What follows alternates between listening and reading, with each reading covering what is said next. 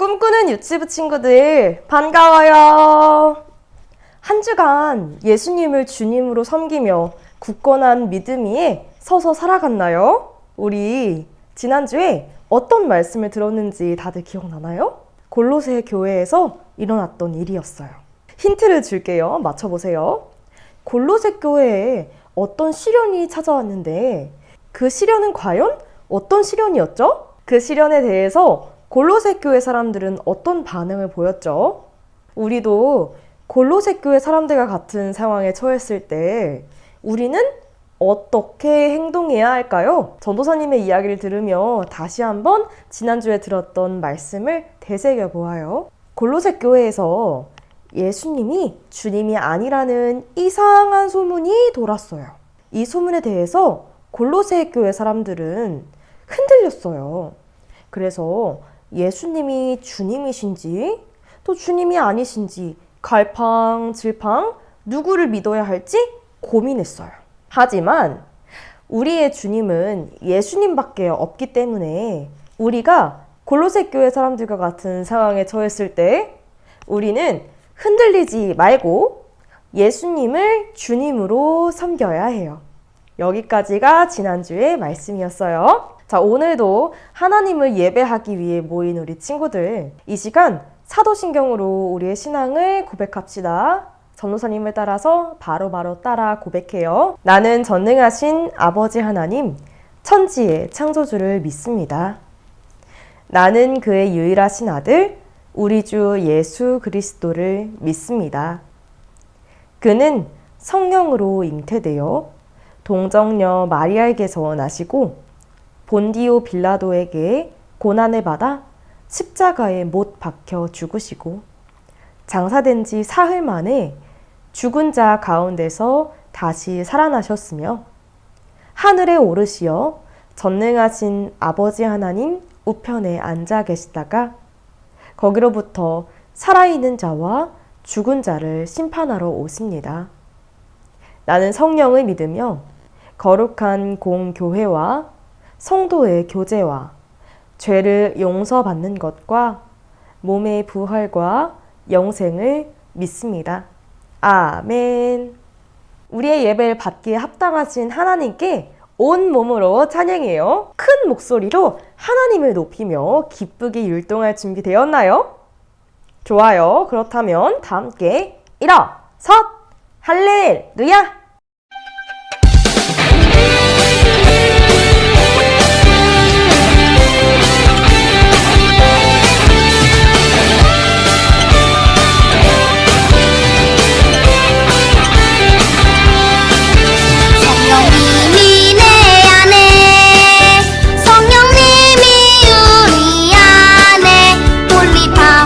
능력으로 성결한 사람 되어요.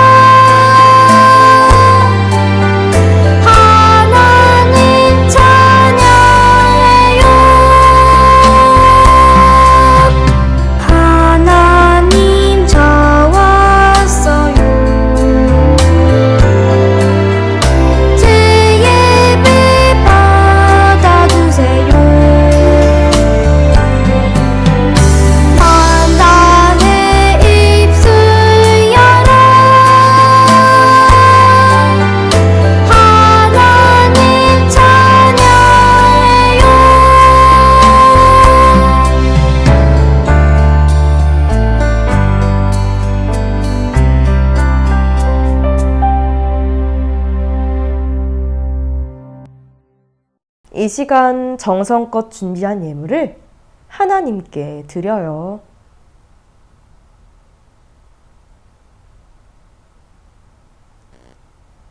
전도사님을 따라서 함께 기도해요. 하나님, 감사해요. 하나님의 자녀로 불러주시고 하나님의 자녀답게 살 수 있도록 도와주시니 감사해요. 하나님의 자녀로 믿음으로 거룩하게 살겠어요. 예수님의 이름으로 기도합니다.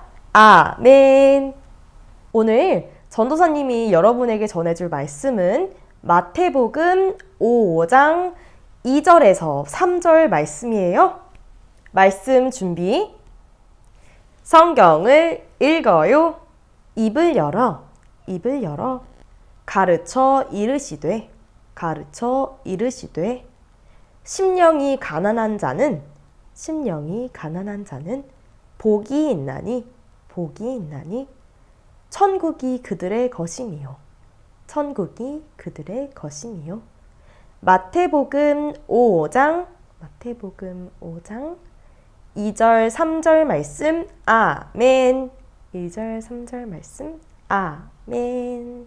오늘 전도사님의 전해주는 이야기를 들으면서 예수님이 우리에게 전해준 복이, 또 가르쳐준 복이 어떤 복인지를 잘 생각하면서 또 말씀을 끝까지 잘 들어보도록 해요. 예수님이 산에 올라 제자들에게 8가지 복에 대해 말씀하셨어요. 첫째, 마음이 가난한 사람은 복이 있어요. 자기 혼자서만 배부른 부자보다 비록 가난해도 다른 이들과 함께 나누며 살아가는 것이 귀해요. 우리는 예수님의 말씀처럼 마음에 나만 생각하는 욕심을 버리고 우리의 이웃과 함께 살아가야 해요. 둘째, 슬퍼하는 사람은 복이 있어요. 지금도 세상에는 많은 사람들이 고통을 받고 힘들어하고 있어요. 굶주리고 있는 아프리카 사람들, 지금도 뉴스에서 볼 수 있는 미얀마 사람들은 총을 맞고 죽어가고 있어요. 우리 대한민국과 가까이에 있는 북한에서도 매일매일 고통 속에서 몸부림치는 사람들이 있어요. 특히 북한에는 예수님을 믿는다는 이유로 감옥에 갇혀 매를 맞기도 하고 또 밥을 먹지 못해서 굶어 죽어가는 사람들이 많아요. 우리는 우리에게만 집중하기보다 우리와 함께 살아가는 다른 사람들에게 관심을 두고 그들의 고통에 함께 고통스러워하며 그들의 슬픔에 함께 슬퍼할 수 있어야 해요. 셋째, 마음이 온유한 사람은 복이 있어요.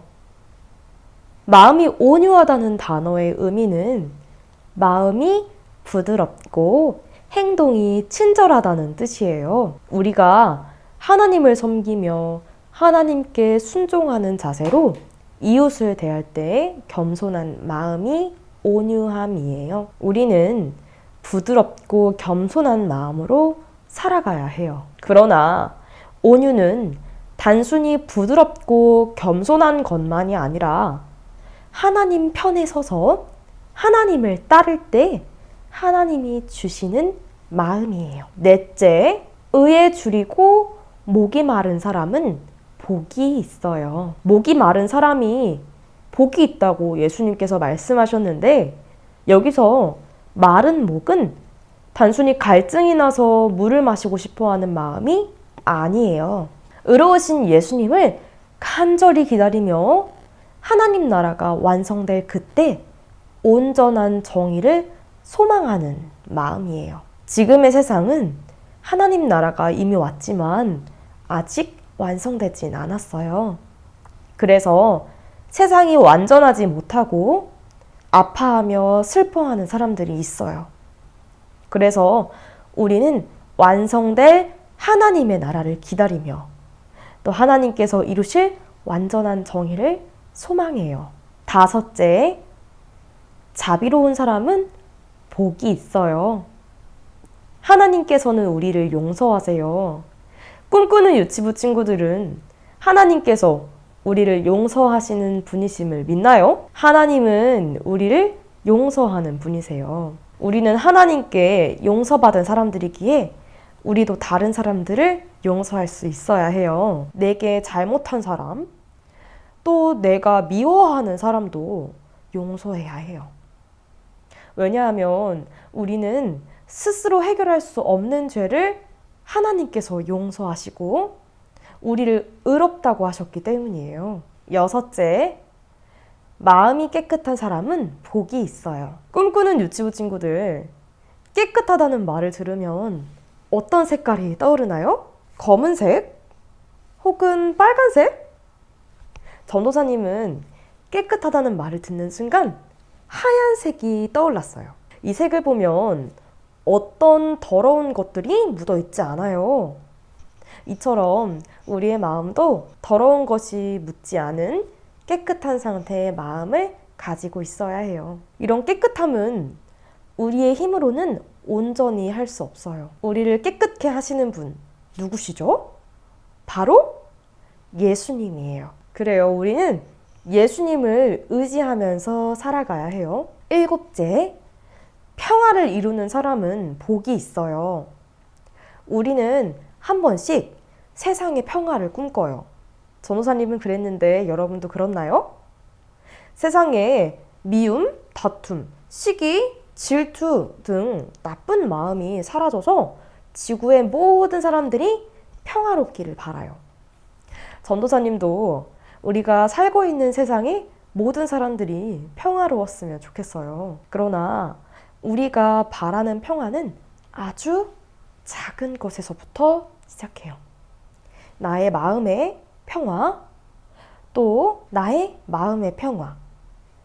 내 마음 속에서 시끄럽게 제잘되는 나쁜 마음들에서 벗어나는 것부터 평화를 이루는 것이에요. 또한 가족과의 평화, 언니, 동생과 싸우지 않고 서로를 위하며 양보하는 것이 평화예요. 또 부모님을 사랑하는 마음으로 순종함을 이루는 것이 평화예요. 우리의 작은 평화를 하나하나 이루어 갈 때 세상의 큰 평화도 이루어 갈 수 있어요. 자, 마지막으로 8번째, 의롭게 살려고 하다가 어려움을 당하는 사람은 복이 있어요. 예수님을 믿기 때문에 어려움을 당하는 것도 복된 일이라고 예수님 말씀하셨어요. 당연히 잘못된 것을 바로잡는 것은 아주 중요한 일이에요. 남의 것을 탐내거나 혹시나 다른 사람의 물건을 가지고 왔다면 당연히 물건의 주인에게 돌려주는 것이 마땅히 옳은 일이죠. 그러나 이런 사소한 정의를 바로잡는 일에도 어려움이 있을 수 있어요. 우리는 예수님을 믿기 때문에 예수님이 말씀하시는 정의를 따라야 해요. 예수님이 말씀하시는 정의는 세상의 생각과는 다를 수 있어요. 그러나 우리는 정직한 마음으로 예수님을 따라야 해요. 자, 예수님은 우리의 현실에서 또 이 세상에서 모든 사람들이 불행하다고 생각하는 것들을 복이라고 말씀하고 계세요. 또한 약속되는 복의 내용도 잘 먹고 잘 살아야 복이라는 우리의 생각과도 전혀 달라요. 그러나 예수님께서 선포하신 복은 우리가 생각하고 세상 사람들이 가치 있게 여기는 것과는 달리 하나님 나라가 완성될 때 주를 따르는 사람들이 받는 복이에요. 이것을 기억하면서 하나님께서 준비하신 복을 받는 귀한 꿈꾸는 유치부 친구들이 되기를 소망해요. 전도사님을 따라서 큰 목소리로 따라 외쳐봅시다. 예수님을 믿고 따르는 사람들은 예수님이 알려주신 대로 살면서 참된 복을 누릴 수 있어요.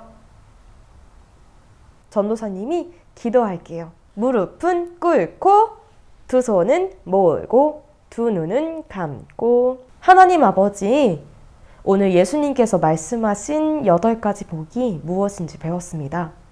예수님이 가르쳐 주신 복은 우리가 살아가는 이 세상에서의 복과는 다를지라도 우리는 예수님을 믿고 따르겠습니다. 완성될 하나님의 나라를 소망하며 하나님의 뜻에 합당하게 살아가기를 원합니다. 우리가 이 세상에서 하나님의 기준에 맞춰 살아갈 용기와 굳건한 믿음을 허락해 주세요. 성령 하나님, 늘 우리와 함께 하셔서 우리를 도우시는 줄 믿으며 예수님의 이름으로 기도합니다. 아멘. 꿈꾸는 유치부 친구들, 전도사님이 알려드려요. 자, 우리 새길 말씀이 있었어요. 새길 말씀은 출애굽기 19장 6절 말씀이에요. 너희가 내게 대하여 제사장 나라가 되며 거룩한 백성이 되리라. 이번 주까지 새길 말씀을 외우는 거예요. 약속! 다들 사순절 말씀 묵상 잘 하고 있죠? 예수님께서 당하신 고난에 동참하며 우리를 구원하시기 위해 십자가에 달려 돌아가신 예수님을 함께 묵상하며 한 주를 보내요. 자, 그리고 예수님을 생각하면서 우리 예수님의 십자가를 만들어 보도록 해요. 십자가와 관련된 시, 노래, 찬양, 율동, 그리기, 무엇이든지 다 좋습니다. 우리 십자가와 관련된 것, 십자가를 그려도 좋고 만들어도 좋고, 이 만든 작품이나 그림들을 사진 찍어서 선생님이나 전도사님께 보내주세요. 그러면 우리 부활주일날 멋지게 교회에 전시를 해놓도록 할게요. 그러면 우리 꿈꾸는 유치부 친구들, 이번 한 주도 예수님의 말씀을 따라 살아가는 귀하고 복된 꿈꾸는 유치부 친구들 되기를 축복하며 다음 주에도 만나요. 안녕!